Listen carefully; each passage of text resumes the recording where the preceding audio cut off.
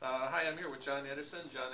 John is a professor at UC Riverside in psychology, and he has a long interest in studies in perceptual psychophysics. His primary focus has been in visual psychophysics, and he also has had a long interest in driving and in the impacts and changes that occur in vision in older brains and older individuals that might affect their driving ability. And John is also interested in helping people by training them and understanding how their perceptual performance abilities might improve with training, and ultimately has a strong interest in improving their quality of life and what they're up to in life. And John, I thought we might talk a little bit about how the visual operations of the brain change in an older person as it might impact their driving. I know that you've studied this issue from a variety of different perspectives, and why don't you tell our viewers a little bit about that? Okay.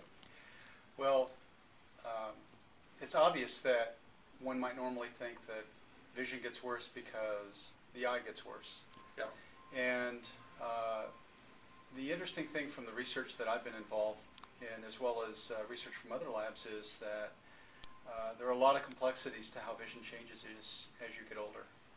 And I should mention that the age group that we mainly work with are individuals over the age of 65. So most of the individuals in our studies are usually between 70 and 75 years of age. We've run a few people over the age of 80. And in those complexities, one of the implications of that is that you have to account for those by changes in operations in the brain itself. It's not That's just right. the eye. That's right, exactly. So the studies we conduct are ones where all the individuals are high functioning, so for the most part vision is very, very good, but we see very specific kinds of deficits. For example, older individuals typically have difficulty making judgments when things are moving fast. We've seen that in the context of detecting a collision during deceleration, as well as the context of an object that's approaching that might hit you when you're driving. Right. So they have problems in making judgments in a sense in time when things are moving fast, so that they can predict if they're going to collide with them or that the object is going to strike them. Right. And the problems are especially serious at speed. Yes. Yeah. And the interesting thing from the results we've obtained from our studies is that the differences between older and younger drivers, this would be college-age drivers, right, is the other group, at low speeds, around 25 miles an hour, like city driving, right, aren't very robust. But when you get to speeds near freeway speeds, right, 60, 65 miles an hour, that's when you see very, very large differences. Where things are really dangerous and the accident can be serious. And one of the things that's seen in older age driving statistics is that the number of serious accidents increases very substantially in the last decades in life. That's right. Driving. That's right. So you've also done really interesting experiments in which you've trained individuals perceptually and shown that you can drive by intensive training, drive very nice differences that can be sustained and accounted for by changes that you've actually localized to areas in the brain that are appropriate. And do you think that those sort of perceptually based training tools can be effectively applied in driving?